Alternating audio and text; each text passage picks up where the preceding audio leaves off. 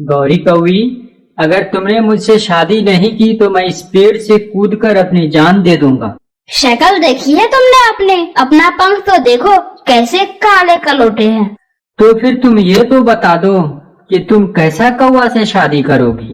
मैं ऐसे कौवा से शादी करूंगी जिसका पंख सुंदर हो, जो देखने में हैंडसम लगना चाहिए, लाल पीला हरा, मुझे ऐसा ही कौवा अच्छा लगता है।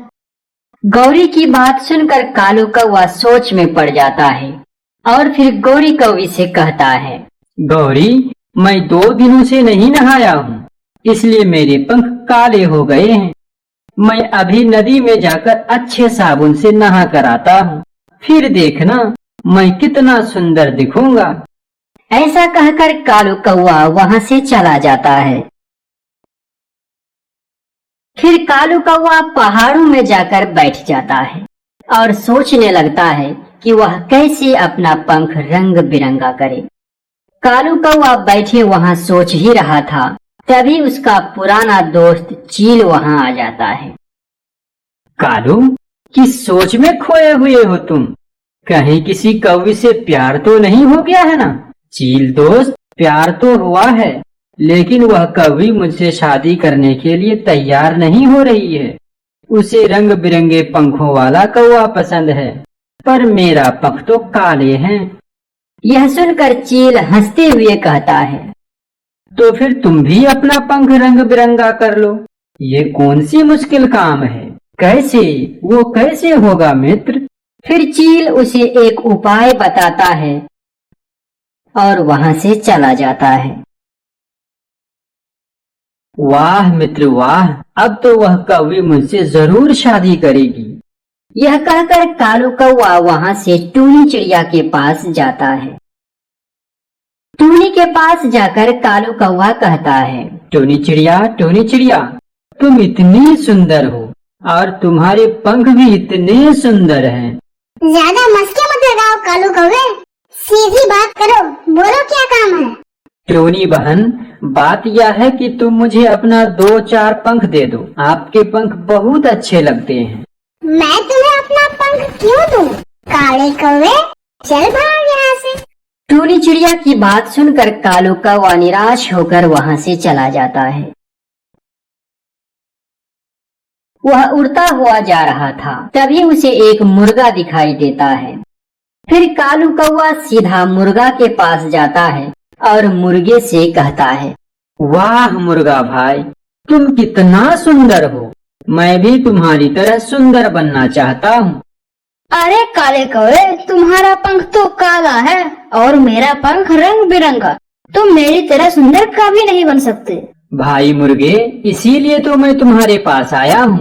मुझे अपने कुछ पंख दे दो, मैं तुम्हारा पंख अपने पंख के ऊपर गम से लगा लूंगा, फिर मैं भी तुम्हारी तरह सुंदर बन जाऊंगा। कौवे की बात सुनकर मुर्गा समझ जाता है कि ये तो कोई पागल कौवा है। फिर मुर्गा कालू कौवा को और पागल बनाने की कोशिश करता है। कौवे, अगर तुम्हें मेरा पंख चाहिए तो तुम मेरे लिए मकई का भुट्टा लेके आओ। फिर जब मैं भुट्टा खाकर जब अपना पंख फड़फड़ाऊंगा तो मेरा कुछ पंख टूट जाएगा, उसे तुम अपने पंख में लगा लेना। कौवा को ये बात बहुत आसान लगता है, इसलिए वह मुर्गा से कहता है, मैं अभी मकई के दाने लेकर आता हूँ। जल्दी आना कौवा भाई, मेरी मुर्गी मेरे लिए इंतजार कर रही होगी। फिर कालू कौवा वहाँ से जाता है। कालू को मालूम था कि उसे मकई का दाना कहाँ मिलेगा, इसलिए वह सीधे किसान के खेत में जाता है। किसान का फसल तैयार था। कौवा किसान के खेत में बैठे बैठे अपने आप से कहता है, अब तो मुझे मुर्गी के पंख मिल ही जाएंगे। पहले मैं खुद कुछ मकई के दाने खा लेता हूँ, फिर मैं मुर्गे के लिए मकई लेकर चला जाऊंगा। यह सोचकर कौवा मकई के दाने खाने लगता है। वह जी भरकर मकई खाता है और मकई का एक भुट्टा तोड़ लेता है। तभी किसान भी कौवे को देख लेता है और कौवे के पीछे दौड़ता है। कौवा को भागता देख किसान डंडा उठाकर दौड़ता है। फिर किसान डंडा कौवे पर फेंकता है। डंडा सीधे जाकर कौवे की पूंछ पर लगता है। कौवा को चोट तो लगता है मगर कौवा रुकता नहीं, जान बचाकर वहां से भाग जाता है।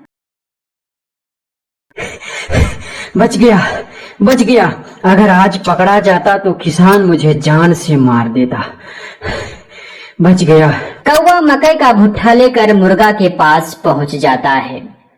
लो मुर्गे, मैंने अपना वादा पूरा किया।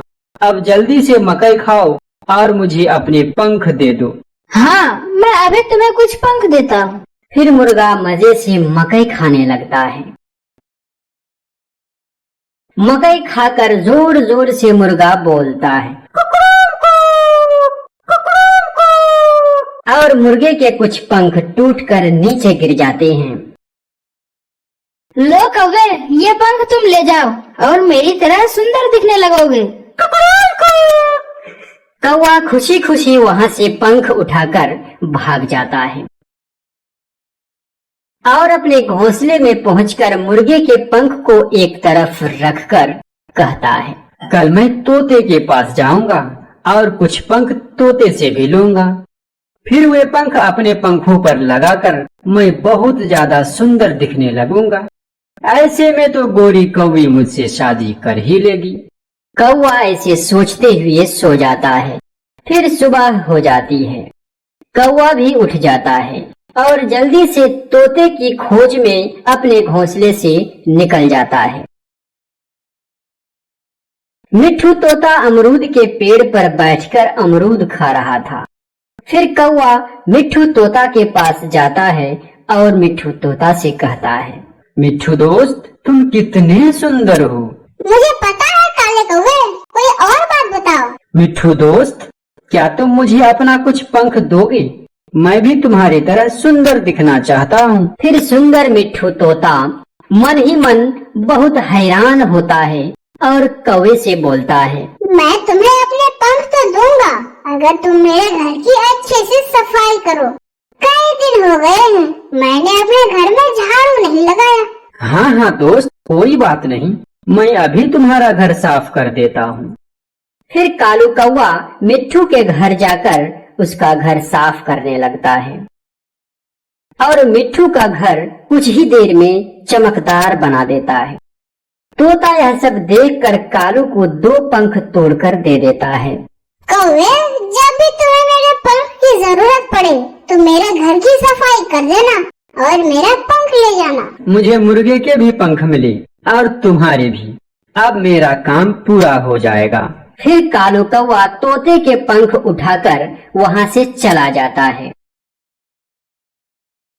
और फिर कबूतर चाचा के दुकान से गोंद खरीदता है और घर पहुंचकर मुर्गे और तोते के पंख को अपने पंख से जोड़ लेता है। अरे वाह, अब तो मैं बहुत सुंदर दिख रहा हूँ। अब तो वह कौवी मुझसे शादी कर ही लेगी। फिर कालू कौवा वहां से गौरी कौवी के पास जाने लगता है। कौवी अपने घर में थी। कौवा कौवी के घर के बाहर से उसे आवाज देता है, गौरी कौवी, बाहर आओ, देखो तुम्हारा शहजादा आ गया है तुमसे शादी करने के लिए। कौवी कौवा की बात सुनकर घर से बाहर आती है। वह कौवा को देखकर चिल्लाती है, भूत भूत भूत, ये तो कोई भूत है। नहीं गोरी, मैं तुम्हारी ही जाति का कालू कौवा हूँ। मैं कोई भूत नहीं हूँ। कौवे की शोर सुनकर उसका भाई भी वहाँ आ जाता है। भाई भाई, ये मुझे डरा रहा है। यह सुनकर कौवी का भाई कालू दुष्ट कौवा को जोर जोर से मारने लगता है। मार पड़ने पर कालू दुष्ट कौवा ने जो नकली पंख लगाया था वह टूटकर नीचे गिर जाता है। फिर कालू कौवा वहां से भाग जाता है। एक दिन जबलपुर के जंगल में टूनी चिड़िया भोजन की तलाश में इधर उधर घूम रही थी। तभी उसकी नजर एक एप्पल गार्डन पर पड़ी।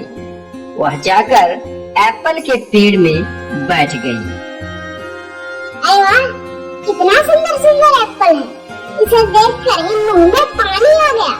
खाने में कितना मजा आता होगा। तभी वहाँ कालू कौवा आ जाता है। अरे ओ चिड़िया, मेरा एप्पल गार्डन में क्या कर रही हो? एप्पल तोड़ने की कोशिश मत करना, वरना कुत्ते की मौत मारूंगा। एक एक एप्पल की कीमत होती है, कीमत। अगर एप्पल खाने का इतना ही शौक है तो खुद के बागीचे में जाके खाओ ना। अरे कल्लू, मेरी ऐसी किस्मत कहाँ है कि मैं अपने बागीचे से एप्पल खाऊंगी। मुझे तो 3 टाइम का भी सही से खाना नहीं मिल पाता। हाँ, ज्यादा दुख दर्द की बातें मुझे मत शेयर करो, जाओ यहाँ से। तब टोनी चिड़िया वहाँ से अपने घर की तरफ रवाना होती है। रास्ते में उसे एक कबूतर टोकरी में कुछ सेब लेकर खड़ी नजर आती है। तब टोनी चिड़िया उस कबूतर के पास जाती है। चिड़िया, टोकरी उठाने में थोड़ी मदद करोगे? हाँ आंटी जी, क्यों नहीं। वैसे आप इतने सारे एप्पल को कहाँ लेकर जा रही हैं? अरे चिड़िया, क्या बताऊं, मैं यहाँ रोज एप्पल बेचने आती हूँ। कभी पूरे बिक जाते हैं तो कभी एक भी नहीं। पक्षियाँ जब बड़े बड़े फ्रूट शॉप में एप्पल खरीदने जाती है तो कोई मोल भाव नहीं करती, पर मेरे एप्पल में इतना मोल भाव करती है कि मत पूछो। कभी कभी ये मुझे इतने कम दाम देते हैं जितने में मुझे भी नहीं मिल पाता। और एप्पल जब नहीं बिकती तो दो परेशानियाँ बढ़ जाती हैं। एक रुपयों की और दूसरा इसे ढोकर ले जाने की। वैसे आज मैं आपकी दूसरी परेशानी सॉल्व कर दूंगी। मैं आज आपका एप्पल ढोकर आपके घर तक ले जाऊंगी। तुम क्यों परेशानी उठाओगी? नहीं, कोई बात नहीं आंटी जी। तब टोनी चिड़िया उस कबूतर और उसके सारे एप्पल को एक थैले में लादकर कबूतर का घर जाने लगती है। रास्ते में उन्हें चिड़ियों की एक बस्ती मिलती है। तब टोनी चिड़िया एप्पल बेचने की कोशिश करती है। एप्पल ले लो, एप्पल ले लो, लाल लाल एप्पल ले लो, ताजा ताजा एप्पल ले लो, एप्पल ले लो, एप्पल। तब एक चिड़िया आकर ढेर सारी एप्पल खरीद लेती है, जिससे कबूतर बहुत खुश हो जाती है। फिर वे दोनों कबूतर के घर की तरफ रवाना हो जाती है। कुछ ही देर में वे दोनों कबूतर के घर पहुंच जाती है। आंटी जी, अब मैं चलती हूँ। रुको बेटी, तुमने बहुत मेहनत की है आज। ये लो, 2 सेब लेकर जाओ और घर में जाकर आराम से बैठे बैठे खा लेना। आंटी जी, दुनिया का एक कैसा दस्तूर है, कोई नफरत से भगा देता है और कोई प्यार से खिला देता है। यह कहकर टोनी चिड़िया दोनों एप्पल लेकर अपना घर चली जाती है।